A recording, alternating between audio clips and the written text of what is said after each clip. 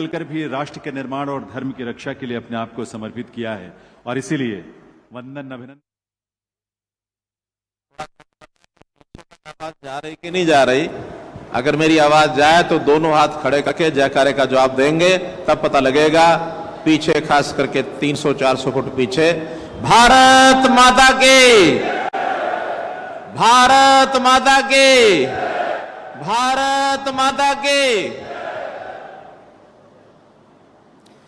विभाजन विभीषण स्मृति दिवस। आज के इस विभाजन विभीषिका स्मृति दिवस पर मंच पर विराजमान हमारे पंचनद स्मारक समिति के राष्ट्रीय अध्यक्ष आदरणीय स्वामी धर्मदेव जी महाराज, गीता मनीषी पूज्य स्वामी ज्ञानंद जी महाराज,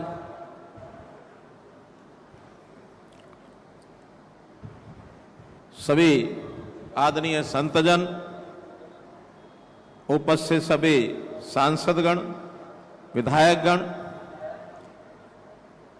सभी हमारे श्रेष्ठ सज्जन वृंद, उपस्थित बुजुर्गों, नौजवान साथियों, माताओं बहनों, पत्रकार साथियों, कल तो 15 अगस्त है। अपने देश की स्वतंत्रता के 75 वर्ष पूरे हो जाएंगे। एक खुशी का दिन होगा। लेकिन आज 14 अगस्त, इसके बारे में क्या कहा जाए? कम से कम ये दिन खुशी का तो नहीं हो सकता।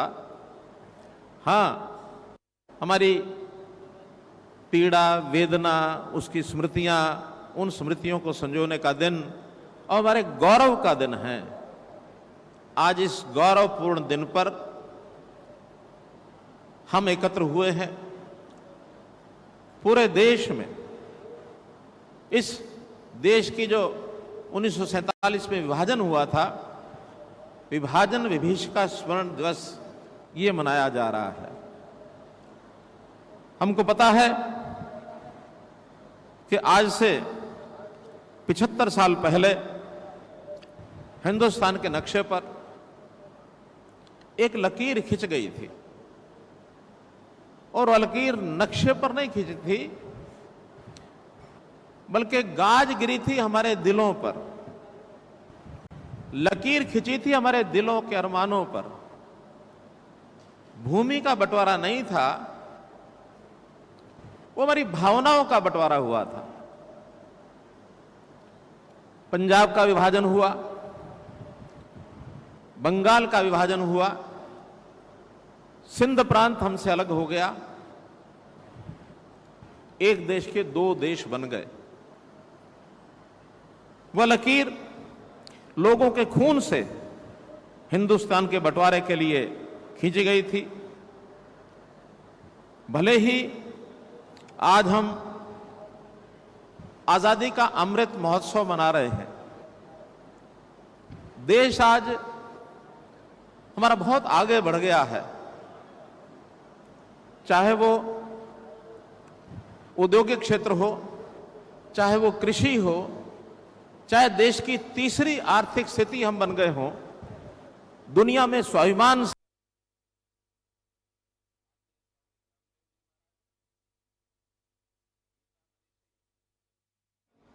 लोगों के खून से हिंदुस्तान के बंटवारे के लिए खींची गई थी। भले ही आज हम आजादी का अमृत महोत्सव मना रहे हैं, देश आज हमारा बहुत आगे बढ़ गया है। चाहे वो औद्योगिक क्षेत्र हो, चाहे वो कृषि हो, चाहे देश की तीसरी आर्थिक स्थिति हम बन गए हों, दुनिया में स्वाभिमान से हम लोग काफी आगे बढ़े हैं। लेकिन ये सब आखिर हुआ है तो निश्चित रूप से हजारों लाखों लोगों की, जिन्होंने उसमें कुर्बानियां दी, उनकी कुर्बानी के ऊपर नींव है। देश आजाद होते समय विभाजन हुआ, आजादी लेने की ख्वाहिश थी, सारे देश के लोगों की थी। सैकड़ों साल अंग्रेजों के समय से हमने आजादी के लिए लड़ाइयां लड़ी। कितने ही क्रांतिकारी, कितने हमारे सैनिक, कोई फांसी के फंदे पर झूम गया, कोई लड़ाई लड़ते हुए शहीद हुआ। किसके लिए? आजादी के लिए। लेकिन यह पता नहीं था आजादी से पहले देश का विभाजन हो जाएगा। यानी वो 15 अगस्त का दिन ऐसा था, खास करके ऐसे लोगों के लिए जो विभाजन के बाद अपना अपना क्षेत्र, अपने प्रदेश छोड़ करके, विस्थापित होकर के और हजारों किलोमीटर दूर जाकर के उनको बसना पड़ा, रहना पड़ा, विस्थापित होकर के वहां गए हैं।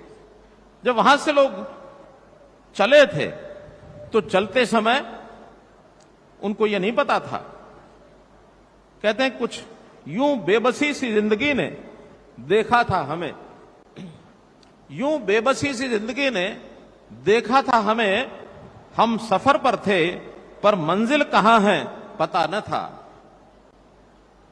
चल पड़े काफिले में, जाना कहां है पता नहीं।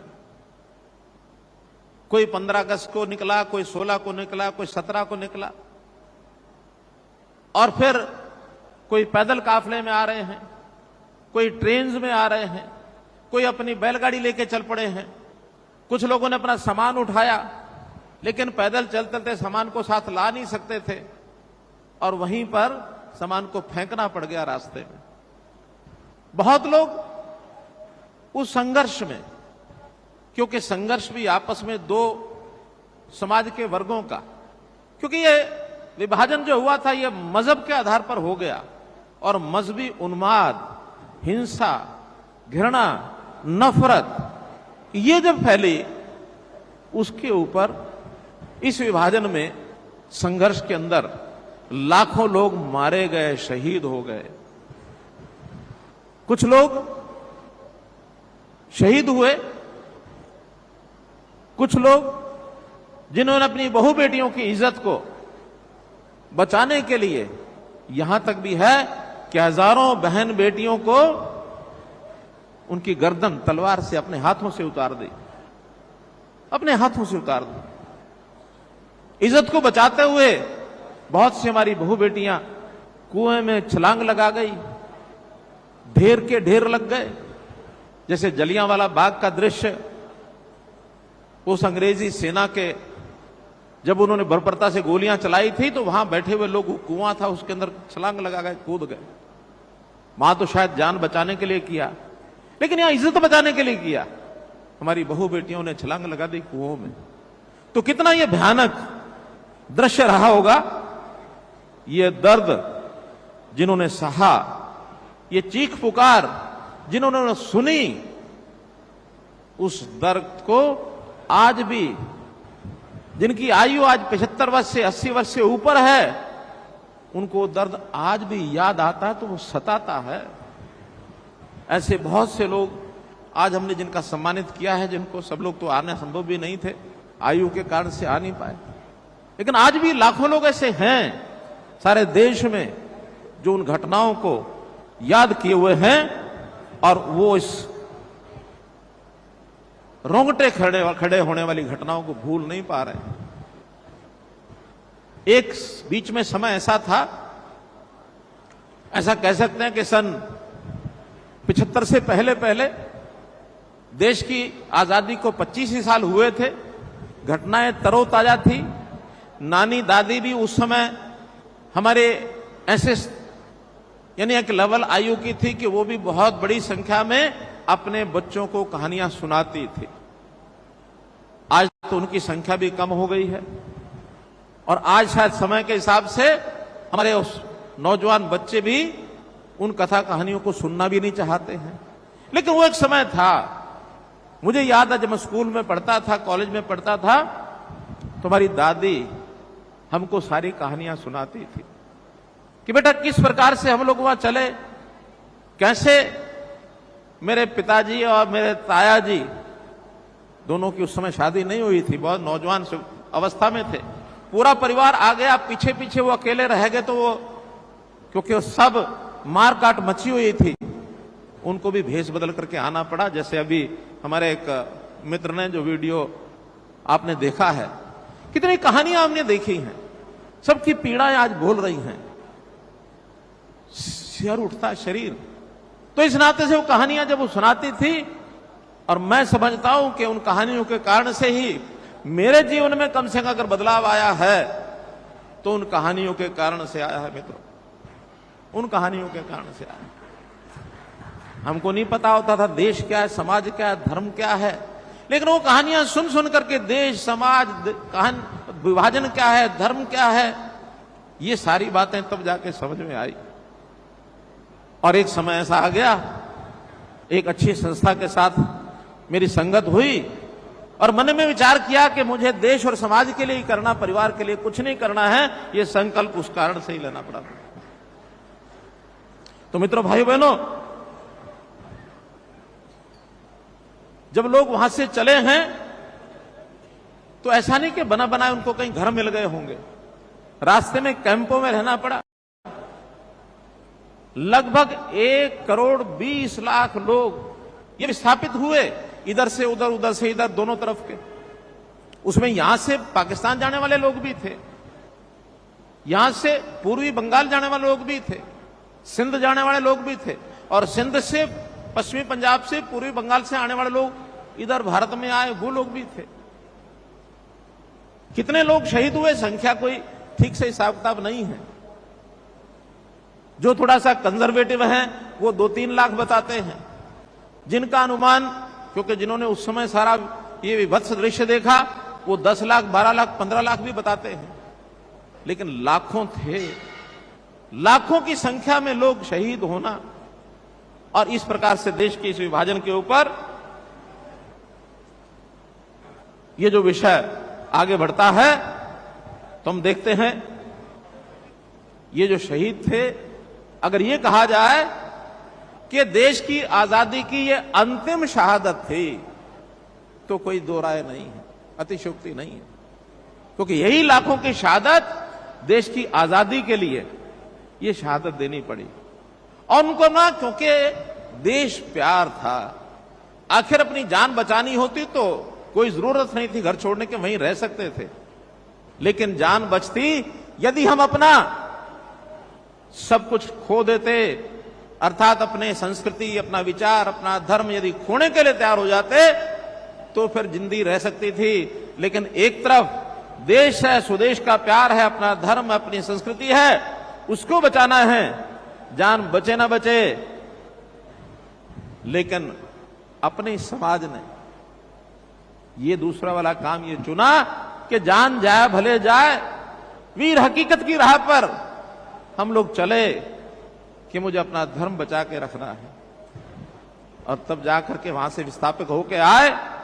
ठीक कहा है एक शायर ने, मैथिली शरण गुप्त, वो क्या कहते हैं, वो कहते हैं, जो भरा नहीं है भावों से बहती जिसमें रसधार नहीं, जो भरा नहीं है भावों से बहती जिसमें रसधार नहीं, वह हृदय नहीं है, पत्थर है जिसमें स्वदेश का प्यार नहीं।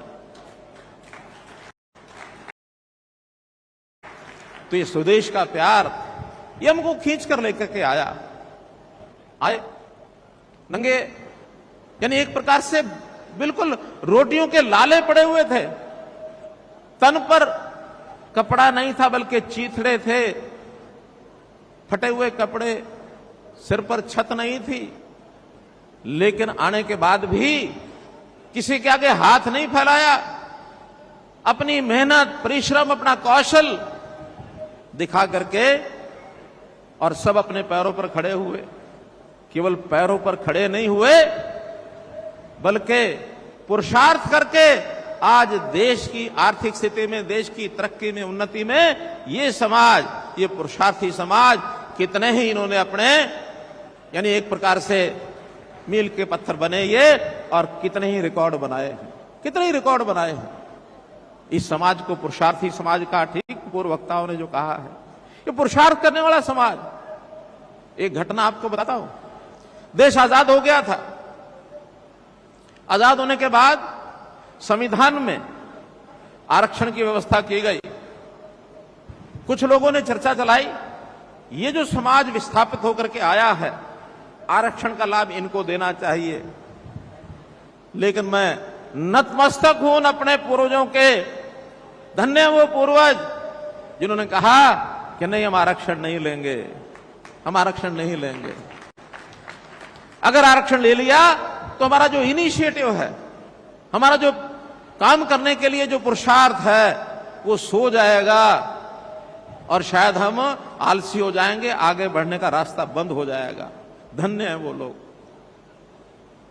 जब वहां से आए तो अपमान भी सहना पड़ा, अपमान के घूंट। छोटे थे तब कुछ लोग दूर से पुकारा करते थे, ओ शरणार्थी के, ओ शरणार्थी के। यानी शरणागत जो आता है उसको शरणार्थी कहते हैं। लेकिन मैं आज इस मंच से घोषणा करता हूं, ये समाज शरणार्थी नहीं था, ना था ना है।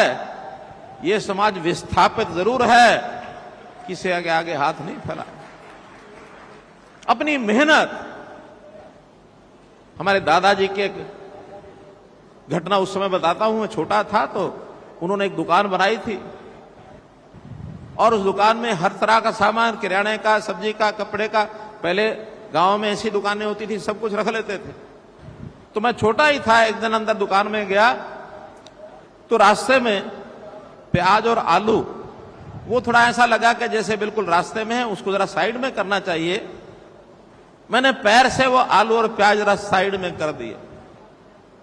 मेरे दादाजी ने उठ के एक थप्पड़ मारा उन्हें। मैंने क्यों, क्या हो गया? कहने लगे, जब हम यहां आए थे, आते ही पहले मजदूरी की और कुछ पैसे बचा करके बाद में उन पैसों से पास के कस्बे से प्याज और आलू लेके आए थे और प्याज आलू बेच करके और हमने अपनी आजीविका कमाई। ये प्याज और आलू की करामात है कि आज इतने ऊंचे हम उठ गए हैं। इसलिए इस प्याज और आलू का अपमान मत करना।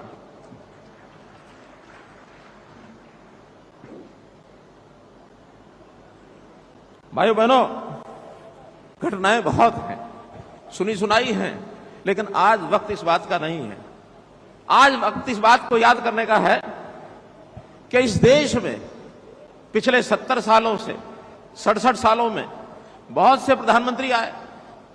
हमारे श्री नरेंद्र मोदी जी तो अब 8 साल से हैं। क्या उन 67 सालों में किसी ने इस समाज की कुर्बानियों का याद किया? किसी ने नहीं किया।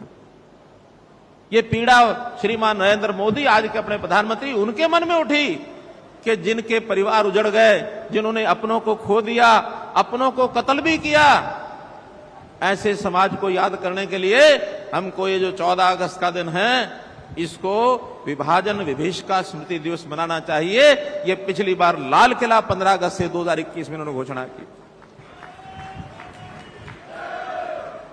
आभारी हूं मैं उनके प्रधानमंत्री जी का। उन्होंने ये भी कहा कि 20वीं सदी की ये सबसे बड़ी त्रासदी है, यानी 100 साल की सबसे बड़ी त्रासदी 1947 की ये है। दुनिया की सब त्रासदियों को मिला करके इतनी बड़ी संख्या में इतना बड़ा विस्थापन, इतनी बड़ी शहादतें, ये दुनिया के किसी देश में ये नहीं हुई है। विभाजन तो और देशों के भी हुए हैं, लेकिन इस भारत पाकिस्तान के विभाजन पर ये सबसे बड़ी त्रासदी है। और जिसमें मैंने बताया कि लाखों लोग उसके अंदर जो है विस्थापित हो गए।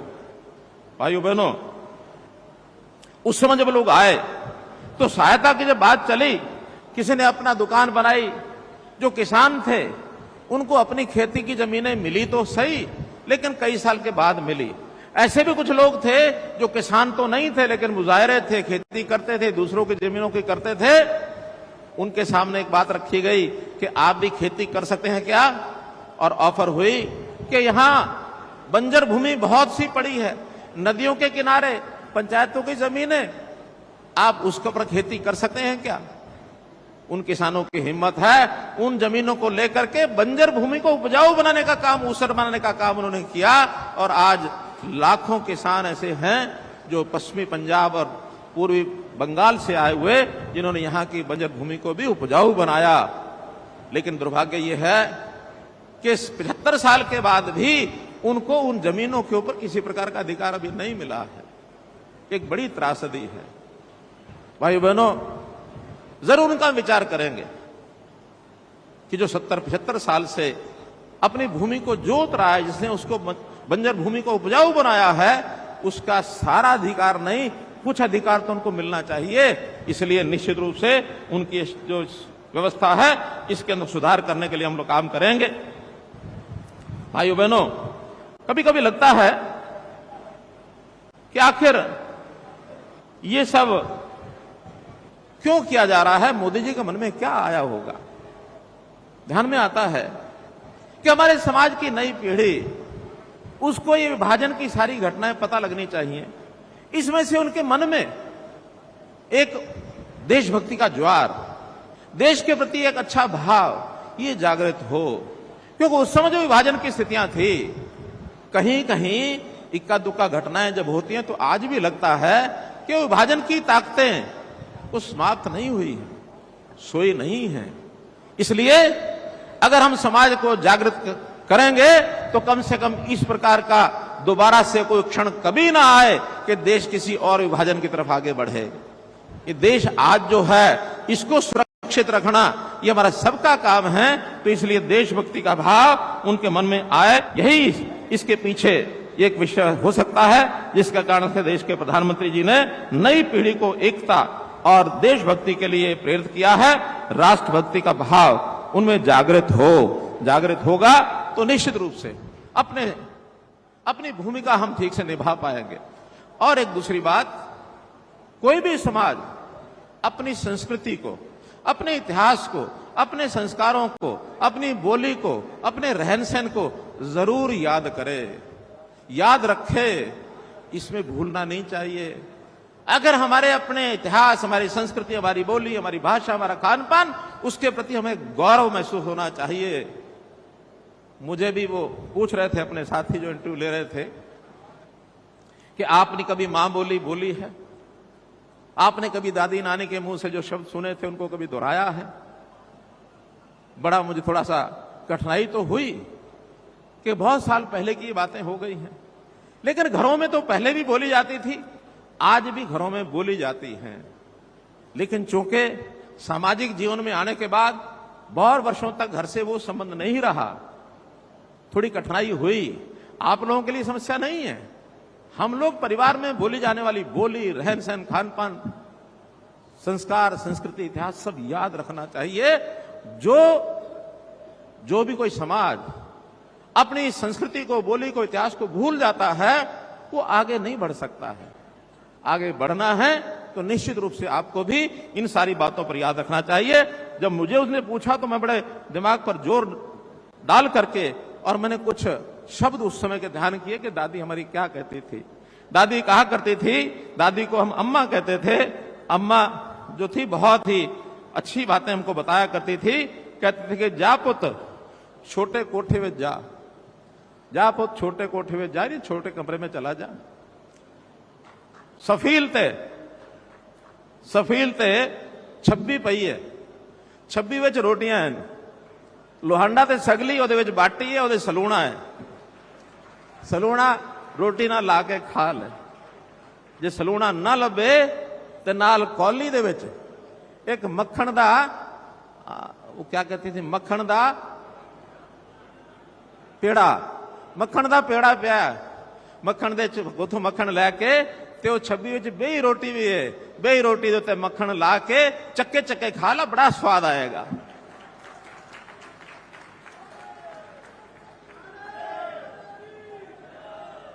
पचास साल के बाद मैं बोल रहा हूं ये, लेकिन आज भी आनंद आता है उस भाषा में कितना प्यार और प्रेम था दादी की बात में। तो हमें निश्चित रूप से इन सब बातों को याद रखते हुए, और मैं आज इस पावन धरा से जो लाखों लोग जो शहीद हुए हैं उन सबको श्रद्धांजलि अर्पित करता हूं। और एक बात और भी आपकी जानकारी के लिए, जब ये सब हम सबने देखा तो अपने ही समाज के कुछ ऐसे लोग आगे बढ़े जिन्होंने अपने पूर्वजों को श्रद्धांजलि देने के लिए, उनको याद बनाए रखने के लिए एक संगठन बनाया, और वो है पंचनद स्मारक समिति। पंचनद स्मारक समिति जिसके राष्ट्रीय अध्यक्ष आदरणीय स्वामी धर्मदेव जी हैं, प्रदेश के अध्यक्ष श्री सुभाष सुधा जी हैं, सबका बाकियों का सहयोग रहता है। बहुत से उसमें ट्रस्टी भी हैं, आज बहुत ट्रस्टी यहां आए हुए भी हैं। सारे उस पंचनद स्मारक जो हमारा ट्रस्ट है उसके सब पदाधिकारी भी यहां आए हुए हैं। सबने मिलकर एक विचार किया कि एक क्यों नहीं शहीदी स्मारक बनाया जाए, लाखों लोगों की स्मृति ये याद रहनी चाहिए। तो जैसा सुभाष सुधा जी कह रहे थे, एक यहां कुरुक्षेत्र जिले में ही पिपली के पास एक गांव में कुछ जमीन देखी गई है, कुछ उसका सौदा कर भी लिया है, कुछ रजिस्ट्री हो गई, कुछ अभी नहीं हुई है। तो ऐसा लगभग 20-25 एकड़ जमीन लेकर के और वो जो शहीदी स्मारक बनाया जाएगा, और ये जो हमारा पंचनद स्मारक ट्रस्ट है, पंचनद स्मारक ट्रस्ट के द्वारा उसको संचालित किया जाएगा। विचार ये भी चल रहा है कि उसमें सरकार के प्रतिनिधि भी कुछ हो जाए ताकि अर्ध सरकारी वो ट्रस्ट बने। मैं निवेदन करूंगा स्वामी धर्मदेव जी से, सुभाष सुधा जी से कि उस ट्रस्ट की गतिविधियां, शहीदी स्मारक वाली गतिविधियां जल्दी से शुरू करें, और जल्दी से शुरू होगी तो ये बहुत बड़ा समाज है, बड़ा संपन्न समाज है। इस समाज के आगे कोई कमी नहीं है, जितना पैसा चाहेंगे उतना इकट्ठा हो जाएगा। स्मारक ट्रस्ट के लोग जितना करें, बाकी कोई कमी रहेगी मेरे जिम्मे लगा दें। मेरे बहुत संबंध बन गए हैं, ऐसे सब लोगों को कहने का काम मेरा है जो उनको करोड़ों रुपए का योगदान वो दिलवाएंगे। तो एक अच्छा बड़ा शहीदी स्मारक, क्योंकि राष्ट्रीय स्तर पर उसकी एक पहचान बननी चाहिए।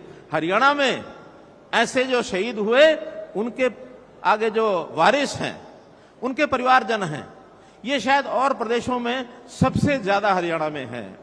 दिल्ली में भी हैं, उत्तर प्रदेश में हैं, राजस्थान में हैं, उत्तराखंड में हैं, पंजाब में भी हैं, बाकी सब प्रांतों में हैं।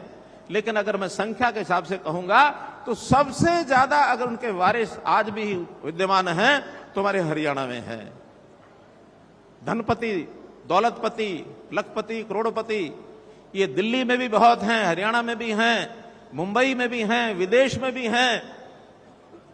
हम अगर एक 400-500 लोगों की भी लिस्ट बना लेंगे तो वो करोड़ों रुपया जो हमको आवश्यकता है, समाज मैं कहता हूं खुल करके आगे आएगा, अपने पूर्वजनों के खातिर उनकी स्मृति में जरूर आएगा, ऐसा हमारा विश्वास है। तो मैं यही कहूंगा कि जब ऐसा ये प्रकल्प चलता है तो उस प्रकल्प में ऐसा नहीं है कि जो बड़े साधन संपन्न और धनवान लोग हैं वही योगदान करेंगे।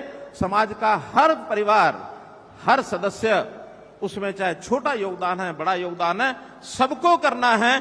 तब लगेगा कि ये हमारे समाज द्वारा बनाया गया एक ट्रस्ट है और इसका शहीदी स्मारक है। मैं अपने पूर्वजों के लिए उनकी याद में ये सब कर रहा हूं, तो योगदान की सीमा नहीं होती। 1 रुपए से लेकर और असंख्य तक जितना भी योगदान कोई करेगा, सबको उसके अंदर एक प्रकार से मान्यता दी जाएगी, उनको स्मरण किया जाएगा। इसलिए आप सब लोग स्मारक ट्रस्ट में जल्दी से जल्दी इसको हम बनवाएं, ऐसा मैं निवेदन अपने जो पंचनद स्मारक ट्रस्ट के जितने बंधु हैं उनको सबको करता हूं।